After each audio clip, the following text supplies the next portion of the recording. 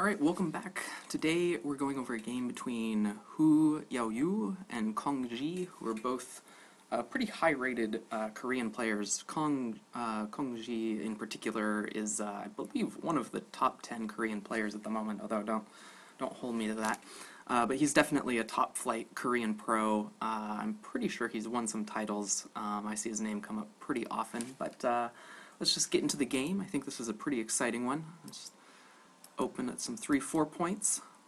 White will take the 4-4 in the lower left and close. So far this is really typical. This is, for black, this is kind of the opening that I've been using recently, and a lot of times what I'll look at is that if white does anything other than approach the corner in the lower right, which is generally considered to be about the only move in this position, because letting black have two corner enclosures is just too good. So like if white does this, black will enclose here, and then white could kind of extend on either the lower or upper side, but I think the lower side is better, either at K3 or L3. And because extending from the Shamari is big, but it's extending towards this low stone, which kind of limits white's potential on the top. This would be a big point in extending from your own extension, but here we're stopping black from doing that, and then we're also extending from our start point, which is a good extension here. The reason for the spacing at L3 is that if black does something, we have room for a two-space extension, so we can still get a base in here. And what it's kind of looking like, well, if black does this now, well, it's like we're kind of equally cramped, but you know, we get this nice corner shape also, so black can then, you know, start to lean or do something, but it's going to be an even fight essentially. And that's something to look at when you're deciding how far to extend from a position. A lot of times it's best to leave room for a two-space extension afterwards, because we can see if white goes another line further, this is actually a pretty severe attack, because now, yeah, white can jump out, like it's, you know, black could potentially do a three-space extension, but even if black just does a two-space extension here, you know, now we're seeing that, you know, black has a base, more or less. If white tries to limit that base here, now, like, white really doesn't have a base. And if white doesn't do something over here, black can slide all the way to here. So you don't want to overextend and not leave your extension stone with any room to maneuver. That's kind of an important point. But obviously, getting two corner enclosures in the opening is considered good, good for black, so white obviously approaches here. And we get into one of my favorite joseki, because even though it's common and simple on the surface, there's a lot going on underneath it. And we can see here, white chooses to make the far extension. Now with the black Shamari up here, or if black had like a micro or mini Chinese formation along the top, it would also be conceivable to play this tight extension, just to limit the amount of invasion and, you know, the things that black can do here. But white chooses the far extension, and then black decides to immediately come close here. And, you know, if you've been following my videos, we've looked at this position before, and you'll know that there's a pretty nasty invasion at A. And so if we look, like if white encloses the corner now, which is actually what happens in the game, black can choose to follow up with this invasion, which is pretty nasty. Typically white does this, which is kind of threatening to connect underneath or on top of the black stone. And I've mentioned this co-potential here, and this is certainly nasty. Like, this is kind of like a time bomb, like sitting behind white's lines here. But of course at the beginning of the game there are no co-threats, and since white captures this first, you know, black could do something like this, but white just connects and these three stones are dead. This shape is now incredibly thick. Black will have to follow up and do as much damage as possible, but now it's like, you know, this is not an attackable group, this is just really thick, and, you know, black's just got two small corners, and white will still be able to make a position in the corner, even after this separation.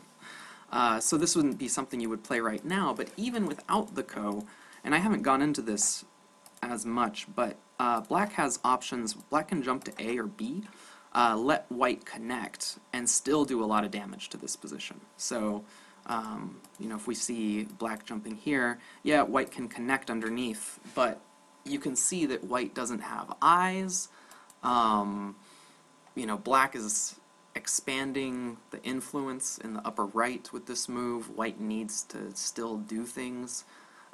You know, this is just kind of a tricky position. So conversely, black could also play down here and connect this stone to this stone. Or the other issue is if white blocks like this, now black can just separate these white stones into two groups, and I'm not sure the best move to do that in this position. Could you just extend and jump? I think maybe something like this. We can see white super heavy on both sides with no eye shape to speak of, so this would be kind of a collapse for white. White needs to avoid this, and instead of blocking down there, you know, come on top. And maybe white can get this one stone, but this is good territory. In this position, with the strong black group up here, it would be better to take the outside influence. But, you know, I just wanted to show both of these options. If the ko isn't working, black can still invade here. So this is kind of a delicate situation. But black does not invade immediately. Black takes the big point right here. And, like, going back to, you know, why sometimes this stone at R11, the triangled stone, the reason that sometimes pros will take a little less and play at A is so that the black extension at B isn't sente-ish. Now we see here white didn't respond, white enclosed the corner, and then black took this big extension on the top. But what we see in the next move is that white does jump out to defend the group on the right. So this move was almost sente, essentially. Yeah, white enclosed the corner, black extended, but white immediately came back to protect the group.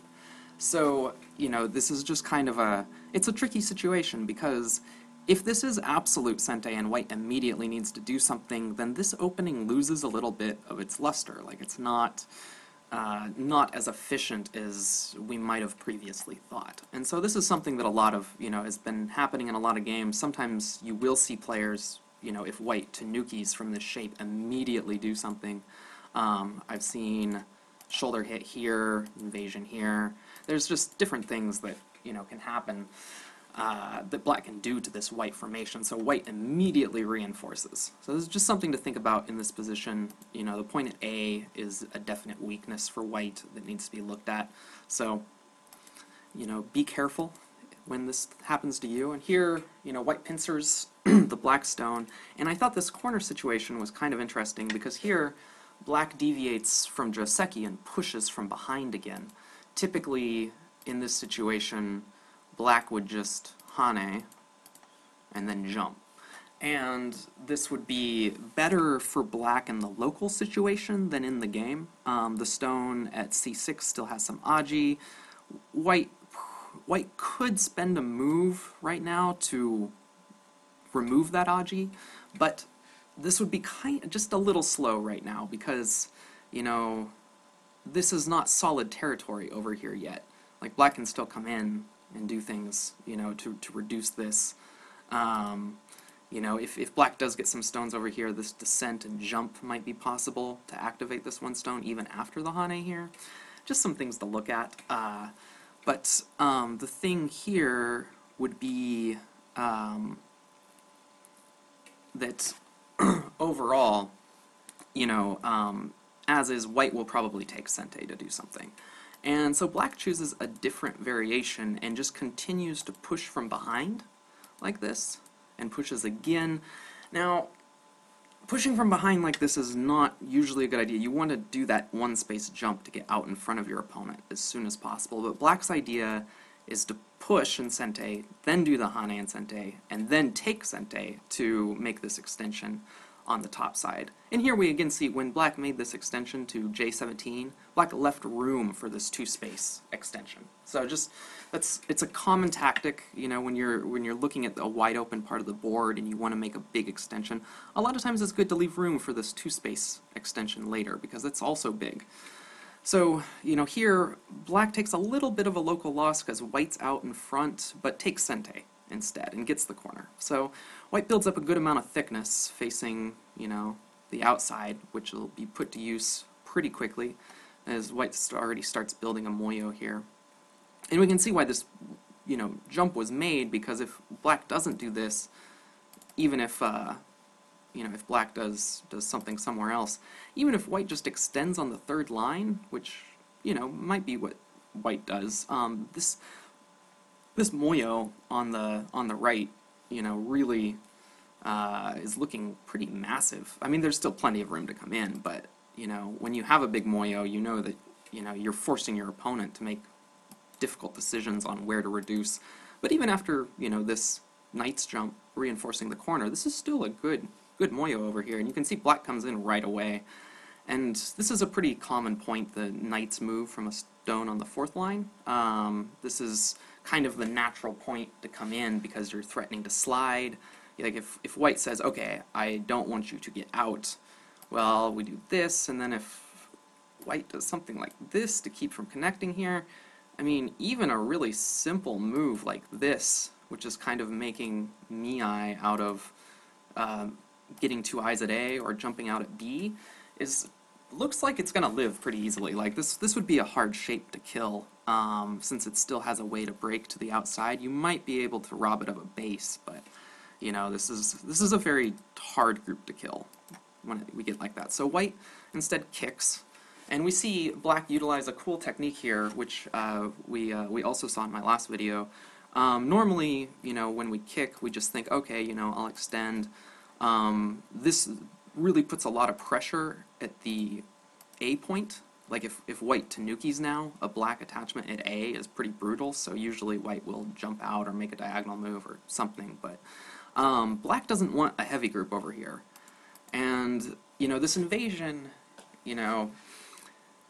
it's one of those things like, yeah, it could live, pretty easily, but, if black is just focused on living here and white gets a really thick outer position and black gets 2 or 3 points, that's not going to really be so good, because it's close to the beginning of the game and that thickness will be important for a long time to come.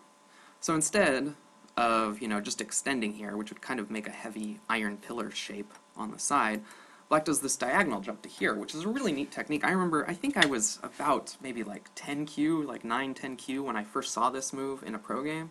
And the cool thing about this move is the natural thing for white would be to hane here. Like, that's the point that black would usually play. It damages this stone a lot.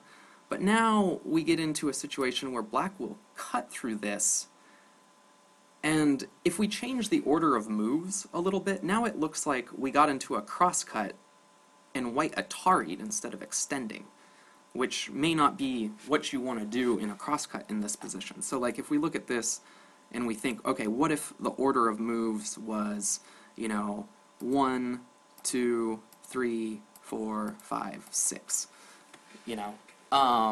this would be kind of silly, it's like, okay, black attached to you, you haned, you crosscut, and then you Atari'd. Like, really, doesn't it seem like preventing this ladder is more important than the the ladder that starts at A here? Preventing this ladder would maybe be more important than playing the Atari? It's like, well, now if we rescue the stone in Atari, black can cut here, and this ladder isn't working, but, even just doing something like this to get a squeeze, and then that makes this stone somewhat useful, potentially, is looking pretty good for black here. So, when I found this when I was like 9 or 10Q, like every time I was in this situation and somebody kicked me, I started doing this diagonal jump, and I really, at that skill level, a lot of players would do this, and we'd get into this variation where it's like they Atari'd from a crosscut position, and then I would just, which wouldn't be the best way to go. So I had a lot of success with that move when I first learned it. So instead of doing that, and like I said, it looks natural to play the tiger's mouth, but it doesn't always work out in this situation, and white actually makes an empty triangle here, just to prevent this, from happening. And again, black doesn't want to be tied down to this stone, getting into this fight, and now you have to save these. That's a little tricky. So instead, black just jumps out like this. And we can see here that the purpose of this invasion, what looked like an invasion, was actually just something that was kind of a prelude to a light reducing maneuver on the outside. So black gets these 2 stones, and here black has a plan, which is pretty audacious, I think, and we'll see how that works out. Black attaches here, and cuts. And the idea is that he's going to basically build a big wall all through here, facing the center, and then maybe jump out and get a big, big moyo in the center. So here you can see that starting to happen. You know, black cuts this one white stone off and is using these forcing moves to, you know, start a fight, essentially. White takes the Aji on the inside and says, well, you know, I'm going to develop this group, so you're going to have to chase it or do something about it. Now, this is really well timed, I think, because this move, if black, you know, just goes elsewhere, is threatening this push and cut, and now these 3 black stones are dead, so that's a collapse. Black can't allow that. So black has to play here, which gives white time to jump out. And this is an interesting idea by white. So we can see now that there's a big fight between the A group and the B group. Basically, you know, black's goal here is going to be to enclose most of the upper side by attacking and also get good shape in the center by attacking. And the thing with the A group, the reason that white is able to play this in this circumstance is that there's the thick wall at C. If this wall wasn't here, then this variation up here would not really be possible because black would get too strong in the center. But what we can see is that in here we see black defends the upper side, you know, doesn't want to get into a situation where they're making no territory. And, you know, black comes over here, which, you know, there's definitely pressure on this group, you know, like white has to do something with it. So white comes out, and we can see black is getting, you know, getting stones facing this part of the board, which normally black would be able to use those later in the game, but right now they're just facing this white thickness at A. So these stones are not really that useful, and what we can see is that because the A group is so thick and the stones over on the left side have solidly captured and, you know, pretty much connected through here because this shape is thick and this shape is thick, that the stones at B are kind of still weak. Like, you know, these cutting points matter. Like, normally, you know, these stones would be strong enough that we would think, okay, we can use them for something. But in this case, you know, the thickness that black is gaining here is pretty much completely negated by the stone at A. You know, just, there's nothing that black's going to be able to do with this. So, you know, the interesting thing about this position is that this whole invasion and fighting on the top side is really only possible for white because of the thickness in the lower left. Otherwise, this would be not as good of a result for white. And it's a tricky concept to explain how to use thickness, and because you almost always do it totally indirectly. Like, you know, these moves up here, like this initial tiger's mouth and jump, you know, out to C, these were played because white had a thick position down here. White's not directly using the thickness to do anything, but because the thickness is there, these variations on the upper side of the board are playable for white. So that's kind of the idea behind thickness, is you don't use it directly, you just have it sort of stare at your opponent and be like, you know, have them question their own moves. Be like, can I get away with this move with all that thickness down there, or do I have to back off here? Can I get away with this move, or do I have to back off here? And what you'll find is that a lot of times when you do have a really thick position somewhere on the board, when you're playing somewhere else, your opponent has to back off more often because the really sharp variations aren't working, because you can run to your thickness, or you can counterattack a group, like the B group. You know, like black has to be very careful here that white doesn't get time to counterattack and, you know, put pressure on the B group, especially now that, you know, this set of stones seems like making 2 eyes or connecting over to the right side is fairly likely. Black has a few forcing moves in the upper right, you know, gets those in, which is good. Once white solidly connects here, it seems like there's no way to both break the connection and reduce this to less than 2 eyes, like kill this shape and break the connection. Seems a little optimistic. And, you know, here black has to come back and defend this group, you know, which if the situation in the lower right were a little different, like actually if we just, let me just edit this back to what would be the standard joseki like this, you know, in this position it seems like maybe black moving here You know, this would kind of threaten to make a lot of territory on the lower side. You know, so we can see that because of the thickness that white had, you know, this fighting variation is working for white in a way that it might not have if the situation in the lower left were a little different. And see here, black is even having to make sure that, you know, he has eye shape for this big group, which gives white the initiative to shoulder hit over here and do some damage to the territory on the top.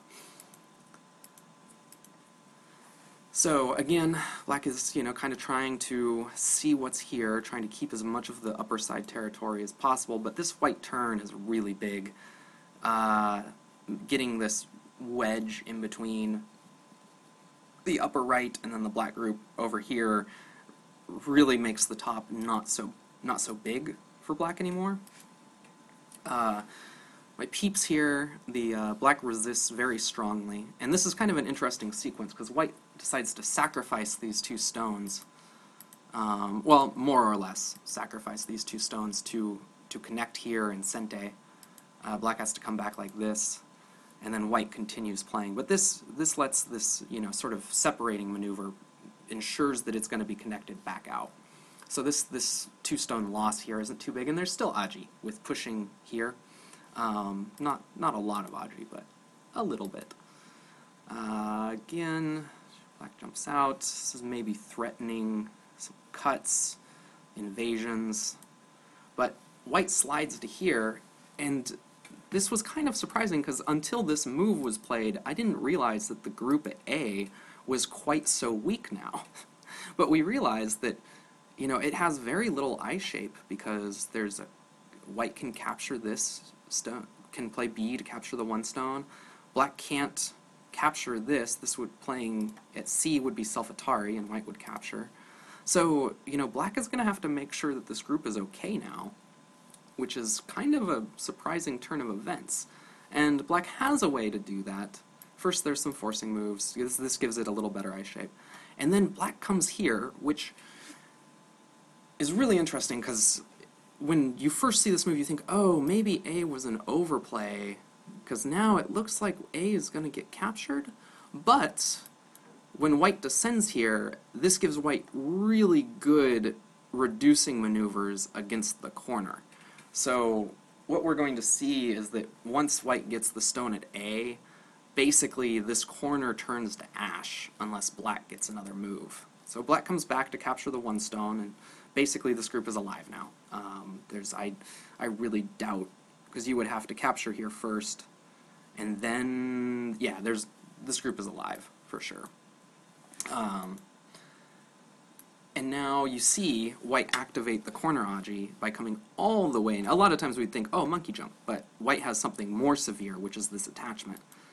And now this is really hard, because if we block at A, white can live by playing at B, and that's kind of annoying. So instead, black descends over to keep as much territory as possible, but this lets white link up with the monkey jump. Now, this is a minor thing, and I looked into this just a little bit, and I didn't find a clear reason to prefer Q19 over O19.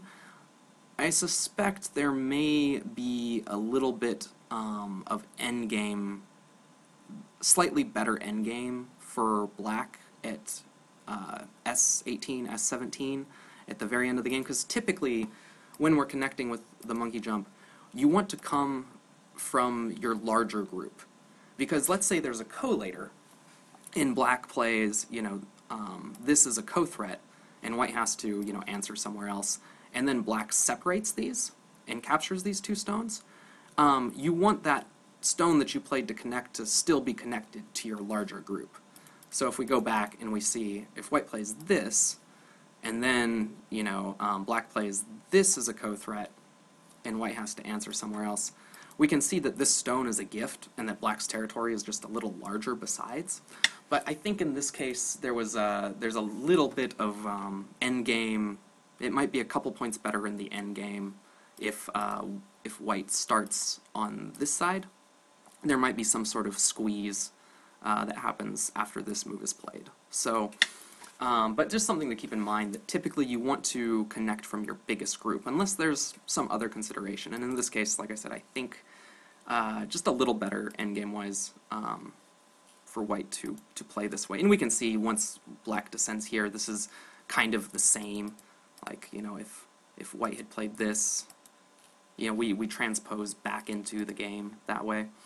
But in any event, white connects up, and you can see that this entire corner just got destroyed, and if white gets a follow-up here, white's even going to make like 3-4 points of territory.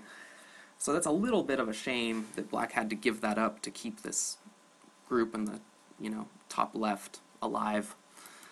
Kind of a loss. And here we see black jump out to get ahead, finally, of the white stones. And here it seems white doesn't want to ignore this, because if white just, you know, plays something random, again, this is kind of building a decent area on the bottom of the board. So instead, well, white starts with a forcing move up on the top and just gets those in while they're available. Again, these are, you know, forcing exchanges, and then comes back to press down right here. Black comes out, white jumps, black extends, white comes down, and, you know, this may have been a time Suji or something, this push, because it's definitely costing white a co-threat to do this. But it's not too bad. Normally you don't want to just push like this, because maybe later there's something else that you want to do. Like, you know, later maybe there's, you know, white stones here, and, you know, white can do something like this. You know, that would be cool. You know, to have this leftover Aji sitting here. But it's not really that bad, because typically we're going to want the cutting Aji. And this does some interesting things. As it stands right now, these black stones here don't have much to worry about. But one thing that you would have to be concerned in this situation is, you know, the possibility, you know, that white will cut, and if black has to connect over here, and this extension, like I said, this doesn't work when there's this many stones here, but in this position it's something you need to be aware of, especially once you get into endgame, and, you know, liberties on the outside get filled up, or actually probably black would be able to Hane there, but it's just something that there's a little bit of leftover danger there. And now white jumps into the center territory to make sure that black doesn't convert this big area into points. Or it's big now. I mean, this is, you know, obviously maybe could have been 12 points in the center, but at this point in the game, that would be pretty big. So white continues, do damage in the center. Black threatens back, but, you know, white's not too worried. Just make sure everything's connected. No worries. Should be good.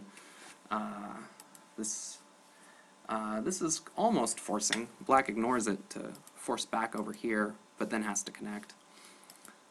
White cuts off or doesn't cut off the two stones, but, you know, breaks up a little bit of territory, forces black to capture. And here we can see that, you know, white's just connecting to the outside now. There's no chance to make eyes in here anymore. This is pretty bold to ignore this push, but I don't think black can withstand a white push in here, because after these two stones, we can see that this group again is really weak. This group at A, that's all stretched through here, just has no real eye shape. And you can see the stones at B and C and D are all, you know, in places that prevent two eyes from being made. So like E is false, F is false. It's just kind of rough. So black is, you know, not exactly scrambling. There's enough resources here. White has to come back and block here. And now, yeah, you know, probably gonna get two eyes. But, you know, it's neat how white was able to continue to harass this group for quite a while in this game. And yeah, this is white offers resistance to the peep, which is good. You know, you don't want to reflexively see a peep and just connect. Let black get away with cutting off these three white stones. That would be really, really unfortunate. So instead, white, you know, extends, because now this cut isn't working, because there's just this direct ladder variation. Black gets captured. So it's always good to resist your opponent's intention when you can. And although it's also important to not be overzealous with it. You know, sometimes you do have to connect to a peep, and not connecting can be really dangerous. Sometimes you see that in professional games. They'll resist their opponent's peep, but just end up in a world of trouble, and when they could have just connected their stones together. So, you know, there's a balance there. White breaks up the lower side. This is causing problems because now this cut is an Atari. But white is undeterred and continues to attack this big black group. Basically saying, like, hey, you know, even if you destroy the shape over here, if I capture this whole group, you're not winning. So we see black, you know, it comes here, threatening to cut through, just pulling out all the stops. This gets tricky as well. And now, I guess black is figuring that there's just enough ways to handle this. This Atari can't be played until this is taken off. So I guess what black is saying is, yeah, white has to play this, and then black can live by playing here. So black turns his attention to destroying the shape on the right some more. And then white peeps. Ah, yes, and see here, black is really having to, like, go back and be like, okay, I need to make sure that this shape is going to be available for two real eyes. And here, black throws in an Atari, connection. White comes down here, which is interesting. This is possible because of this. If black blocks from this side, this is kind of a catastrophe for black, because after this, it's gonna be very problematic. I think white might be able to live in the corner here, or at the very least this Aji will be good on the outside, or just something that, you know, you don't want to leave sitting behind. So as we see, black connects here to keep that from happening. Or actually, let me go back to that real quick. Maybe I missed something. What about doing this and then try? Oh no, you can't capture the other two stones. But still, you know, this is an important move to maintain some of the corner. Pretty tricky, but white does get to connect up. It's a gote maneuver. Black gets to come back and rescue one stone, which also prevents white from pushing in here. This is all really dicey too, because, you know, if we see back before this point, if white plays here, this point is no longer available as an eye. So, you know, now black just has one eye, and this is really problematic. And right here, I believe that maybe, no, not like that. What can black do? I think that there's the potentiality of this happening, and then white separates. Can white live down here? It'd be a very interesting question. And this may not be the variation that was being looked at in the game. I'm pretty sure up through this point that black has a way to live. Oh, there might be an eye and gote over here as well. That might be what's going on. Yeah, it seems to me that this makes an eye as well. So, you know, black's not in too much danger, but it's something that black has to be really, really careful of, nonetheless. So, back to the game. White captures the stone on the bottom, black extends, white comes up. And now, this is getting problematic as well, because now white could probably, white can wedge here to remove this eye, but that's okay as long as white can't play here. Like, black has two eyes right here. So it's just a really narrow thing that black is able to survive here, but black definitely is going to be able to get two eyes, so that's good. Good for black. And now we're pretty much just playing endgame. I don't think there's too much left. And again, with the white group down here, white can play this diagonal move, because now the connection at A and making 2 eyes at B are miai. So that saves this group, and is good for the endgame as well. Like, that's one thing. It's like it would be premature in this position to just go ahead and play the connection. Maybe later in the game, black gets this, and then if you don't, if you don't connect here, this isn't even going to be an eye. If you just play somewhere else, eventually you're going to have to connect here, and you get no territory down here. So, better to get 2 points than none at all. Black comes in, captures, that's an Atari, so black's got a little bit of a squeeze going here, which is kind of nice. And here we see black destroying the second eye, but again, instead of connecting at K3, now white can play here, threatening to capture the 2 stones. This would actually be a double Atari, be no good. Black connects, and black finally gets to save the 1 stone up at the top, which is pretty big.